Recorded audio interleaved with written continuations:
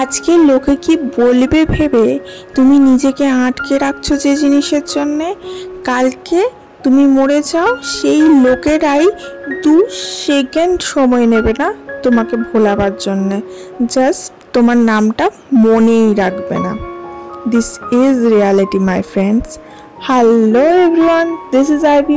Welcome back to my channel Isha's ডায়েরিজের একটা নতুন সকালে তোমাদের সকলকে ওয়ার্ম ওয়েলকাম জানাই। আমরা অর্ধেকের বেশি জীবন এটা ভেবেই কাটিয়ে দিই লোকে কি ভাববে, লোকে কি বলবে, লোকে যদি আমার নিয়ে খারাপ ভাবে, এই ভেবেই আমরা নিজেদেরকে 110% আটকে রাখি কোনো কিছু করা বা নিজের মনের মতো কোনো কিছু করা থেকে। এবং এটা ভেবে ভেবেই আমরা নিজেদের মনের মতো কোনো কিছু করতে পারি না, চলতে পারি না, ভাবতে পারি না এবং নিজের মনকে স্যাটিসফাইও করতে পারি না। এবং at the end of the day যখন আমরা দেখি যে আমাদের সেই সমস্ত কিছু করবার বয়সটাই চলে গেছে, তখন আর আমরা ভাগ্যকে কষা বা নিজের মনকে কষা বা এটা ভাবা যে কাজ যদি করে নিতাম বা কাজ যদি জমানার কথা না ভাবতাম তাহলে হয়তো বেটার হতো। তার জন্যে যখন যেটা ইচ্ছা করবে তখন সেটা করে নেওয়াই ভালো, সেটা যাই হোক না কেন। তাতে করে যদি সেই জিনিসটা করবার পর নিজেকে যদি ঠকতেও হয় তাও রাজি আছি, তবুও সেই জিনিসটা করে ঠকে শিখবো অ্যান্ড দেন রিয়েলাইজেশন করব। কিন্তু তবুও এটা ভেবে মরবো না যে কাজ যদি করতাম, কাজ যদি করে নিতাম তাহলে হয়তো ভালো হতো, কাজ যদি দুনিয়ার কথা না ভাবতাম, লোকেদের কথা না ভাবতাম তাহলে ভালো হতো। কারণ কথাই আছে আজ মরলে কাল 3 দিন। তুমি আজকে মারা যাও বা তোমার আজকে কিছু ক্ষতি হোক, এই পাড়া প্রতিবেশী আত্মীয় স্বজনের যে লোকজন আছে তারা জাস্ট 2 সেকেন্ড সময় নেবে না তোমাকে ভোলাতে। আজকে যে তোমার পরম বন্ধু, কালকেই সে তোমাকে ভুলতে 2 মিনিটও ভাববে না এবং আর একটা নতুন বন্ধু জোগাতে 4 মিনিটও সময় নেবে না। This is reality my friends. And obviously এই কথাগুলো শুনতে খারাপ লাগলেও এটাই বাস্তব। যাই হোক, সকাল থেকে আমি উঠে লেগেছি আজকে কিছু ডাস্টিংয়ের কাজ করতে। কিছু ডাস্টিং আমার হাজব্যান্ড করে দেয়, আমরা দুজন মিলে একসাথে কাজ করি। ও যখন যেটা সময় পায় করে দেয়, কিন্তু যেগুলো একদম ডিপ ক্লিনিংয়ের ব্যাপার আসে সেগুলো ও করতে পারে না। যেমন এই চেয়ার, ডাইনিং টেবিলের তলা, এই জাতীয় জায়গাগুলো না প্রচুর নোংরা জমে, ধুলো জমে, ঝুল জমে, যেগুলো সচরাচর পরিষ্কার করা হয়ে ওঠে না। ওপরটা তো আমরা রেগুলার বেসিসে প্রতিদিন পরিষ্কার করি, কিন্তু তলাটা কি প্রতিদিন পরিষ্কার করা হয়ে ওঠে? হয় না। তো সপ্তাহে 1 দিন বা অন্তত মাসে 1 দিন তো করা উচিত। তো এই যে জায়গাগুলো আছে, এই জায়গাগুলো ভালোভাবে ধুলোটা ছেড়ে নিচ্ছি। আর প্রথমে আমি ঝাঁটা দিয়ে যে ঝুলগুলো আছে সেগুলো ছেড়ে নিলাম, তারপরে ভালো করে একটা শুকনো কাপড় দিয়ে মুছে নিচ্ছি। প্রচুর দিন ধরে যদি ধুলো জমতে থাকে তাহলে যে কোনো কাঠের জিনিসের ওপর ধুলো জমে না, সেটার যে একটা গ্লসিনেস আছে, যে একটা তার নিজস্ব যে একটা সৌন্দর্যতা আছে, সেটা কিন্তু কোথাও না কোথাও গিয়ে ম্যারম্যারে হয়ে যায়, সেটা কোথাও না কোথাও গিয়ে নষ্ট হয়ে যায়। তার জন্যে এগুলো একটুখানি যদি মুছে রাখা যায় তাহলে কিন্তু খুব সুন্দর চকচকে থাকে দীর্ঘদিন। কারণ যেমন বলছি, এই যে ডাইনিং টেবিলটা, চেয়ারটা, এই দুটো কিন্তু আমার নিজস্ব কেনা নয়, এই দুটো হচ্ছে আমার শ্বশুরবাড়ির তরফ থেকে পাওয়া। যখন আমি নিজস্ব আলাদা সংসার করি, যখন আমরা শিফট করেছিলাম, তখন শ্বশুর শাশুড়ি দিয়েছিল ডাইনিং টেবিলটা আর চেয়ার 4টে চেয়ার আছে। তো 4টে এখানে ধরে না, তো আমি এখানে মধ্যে 2টো রাখি, আর একটা চেয়ার আমি স্টাডি রুমে রাখি, আর একটা চেয়ার আলাদা করে রাখি। তো আর যদি জায়গাটা একটু ভালো থাকতো তাহলে 4টেই এক সুন্দরভাবে সাজিয়ে রাখা যেত। যাই হোক, প্রয়োজন পড়ে না তার জন্যে। কিন্তু ওই যে জিনিসটা আমার রয়েছে বা যে জিনিসটা আমি কারো কাছ থেকে পেয়েছি, সেই জিনিসটা আমি অবহেলা করি না, খুব সুন্দর সযত্নে গুছিয়ে রাখি, যাতে তার দেওয়া স্মৃতিচিহ্নটা যাতে বহু বছর যাবত ভালো থাকে বা সুন্দর থাকে বলতে পারো। এটা হয়ে গেল। এদিকে সোফা, এটা আমি নতুন কিনেছি, এর আগে আমার একটা সোফা ছিল। কোনো জিনিসকে আমি রিইউজ করতে পছন্দ করি বেশি, মানে কোনো কিছু ফেলে দিতে বা সঙ্গে সঙ্গে আমার নতুন চাই, এই জিনিসটা, এই মেন্টালিটিটা আমার মধ্যে নেই। যেটা আছে সেইটুকুতে সন্তুষ্ট থাকতে পারি এবং সেটাকে রিইউজ করতে পারি।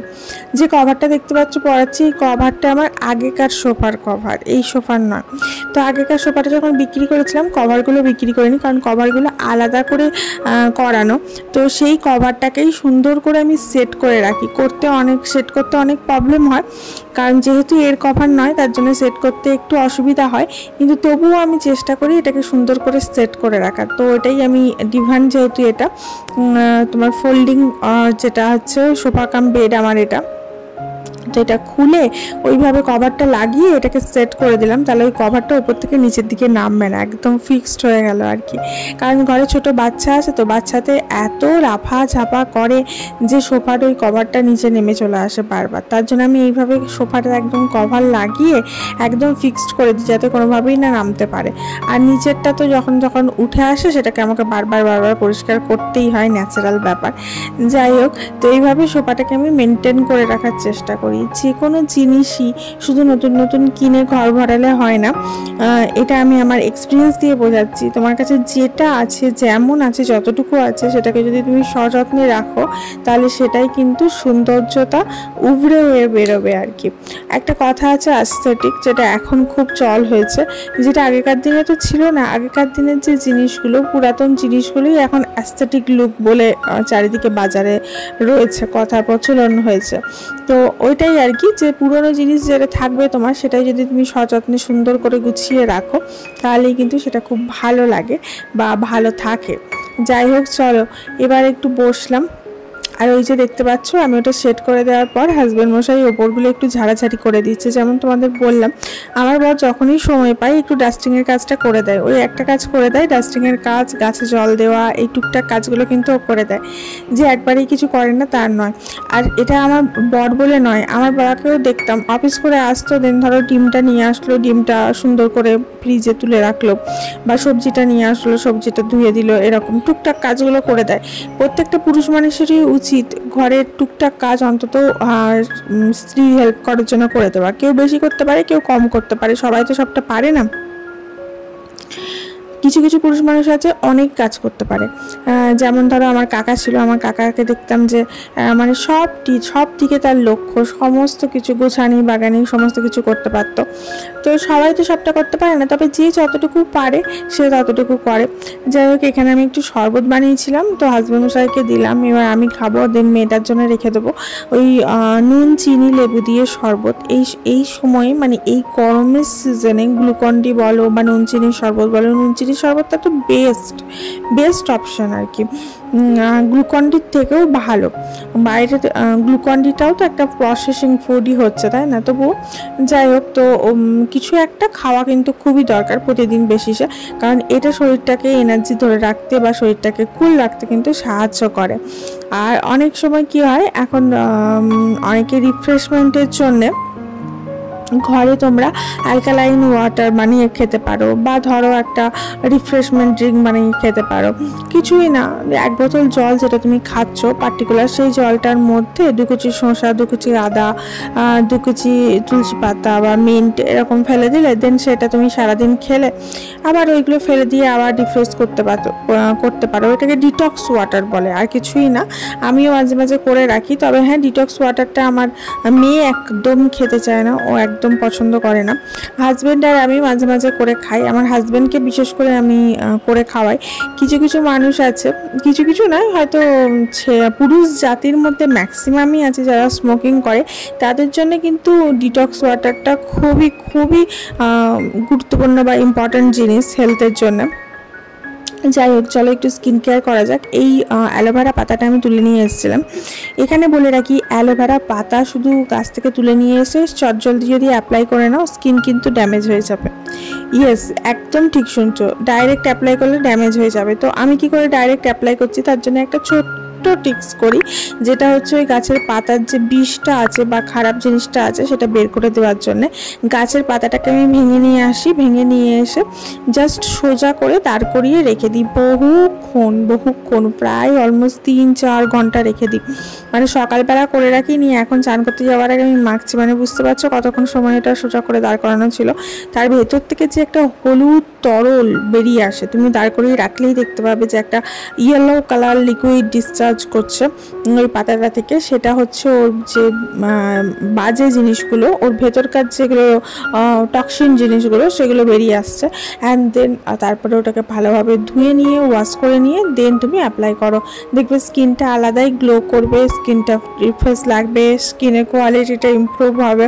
অ্যান্ড অ্যালোভেরা তো আই থিঙ্ক সবার কাছেই অ্যাভেলেবেল, এখন সবার ঘরেই অ্যাভেলেবেল। তো এই অ্যালোভেরা পাতাগুলো নিয়ে জাস্ট আমি পায়ে, হাতে, মুখে সব জায়গায় রাব করে নিচ্ছি। অ্যান্ড চান করতে যাওয়ার সময় এটা জাস্ট নর্মাল ওয়াটার দিয়ে আমি ক্লিন করে নেবো। It's too helpful for your skin, it's too good for your skin. Aloe vera is I think এটা একটা অমৃতর মতো আর কি, মানে কাজ করে আমাদের স্কিনে। এতটাই ভালো প্রোডাক্ট অ্যালোভেরা তো অনেকে খায়ও, ঠিক আছে। যাই হোক, খাও, মাথায় দাও, মুখে দাও, যাই করো না কেন, এটা তো মানে ভালো ছাড়া খারাপ কিছু নেই এর। তবে হ্যাঁ কি, ওর যে খারাপ পদার্থটা সেটা কিন্তু বার করে তোমাকে ইউজ করতে হবে। সেটা তুমি স্কিনে দাও কি মাথায় দাও কি খাও, তার আগে ওইটা বার করে নিতে হবে। ওইটাই কিন্তু ওর মধ্যে খারাপ জিনিস। আর ওটা থাকা অবস্থায় যদি তুমি ইউজ করো তাহলে দেখবে স্কিনটা ইচিং হচ্ছে, স্কিনটা জ্বলছে, এরকম হয়, ঠিক আছে। ওইটা যদি বার না করে ডাইরেক্ট অ্যাপ্লাই করো তখন দেখবে স্কিনটা চুলকাচ্ছে, স্কিনটা জ্বলছে, এরকম ফিলিং হচ্ছে। কারণ ওর মধ্যে তো খারাপ জিনিসটা রয়ে গেছে না, তো ওর খারাপটা বার করে দিয়ে ওর শুধু ভালোটা আমরা নেব, খারাপটা নেব না। তার জন্য আমাদের শুধু এই একটা ছোট্ট টিক্স করতে হবে। তুমি একটা বাটিতে জল দিয়ে তার মধ্যেও রেখে দিতে পারো, তাতেও কিন্তু ওই লিকুইডটা ডিসচার্জ হয়ে বেরিয়ে যায়। যাই হোক, আর এই যে দেখো অ্যাপ্লাই করছি, এইটা অনেক সময় হয় না যে পাতাটাকে নিয়ে এসে ডাইরেক্ট অ্যাপ্লাই করতে পারলাম না বা সময় পেলাম না, তুমি এটাকে কেটে জাস্ট কিউব করে ফ্রিজে রেখে দিতে পারো। যেটা আমাকে একজন আমার সাবস্ক্রাইবার বন্ধুই একজন আমাকে এটা দিয়েছিল, বুদ্ধি দিয়েছিল, যেটার ফলে আমি করে রেখেছিলাম, আমি করে রাখি মাঝে মাঝে। তো এরকম কিউব করে ডিপ ফ্রিজ করে রেখে দাও। এবার প্রতিদিন একটা করে কিউব গরমে বার করো, নিয়ে জাস্ট মুখের মধ্যে অ্যাপ্লাই করে নাও। অনেক সময় হয় অফিস থেকে ফেরো বা ধরো কোনো কাজ থেকে ফিরলে, এবার তখন তো আর ডাইরেক্ট ওই গাছ থেকে কাটা তোলা এই সমস্ত করা হয়ে ওঠে না, বা কোনো ফেস প্যাক লাগাতে ইচ্ছা করে না বা বানাতে ইচ্ছা করে না, তখন তুমি ঘর থেকে ওই একটা কিউব বার করে মুখে জাস্ট অ্যাপ্লাই করে নিলে দেখবে কতটা হেল্পফুল। যাই হোক, আজকে লাঞ্চের মেনুতে ছিল ফুলকপি আলু ভাজা, এদিকে পটল ভাজা, এদিকে গন্ধরাজ লেবু, মাই অলওয়েজ ফেভারিট, অ্যান্ড ভাত ছিল। টক দই আমরা প্রতিদিন খাই, শরীরটা ঠান্ডা থাকে, চুল, স্ক্যাল্প, স্কিন সমস্ত কিছুর জন্য ভালো। আমের টক, এখন আমের সিজন, এখন তো আমের টক খেতেই হবে, এখন ছাড়া আর কখন খাবো। এখনও ভালো মিষ্টি আম ওঠেনি, নাহলে এবার মিষ্টি আম আর একটা যুক্ত হবে লাঞ্চের মেনুতে। যাই হোক, এখানে টক দইটা নিয়ে নিয়েছি চিনি দিয়ে, আর এখানে একটু সবজি বানিয়েছিলাম। সবজিটা সেরকম খাস কিছু না, জাস্ট সিম্পল ডিমটাকে ভেজে আলু দিয়ে সবজি। যাই হোক, আমি বলতে ভুলেই গেছি, please please please don't forget to like, share and subscribe guys. Please do like, share and subscribe. Then see you tomorrow. Love you.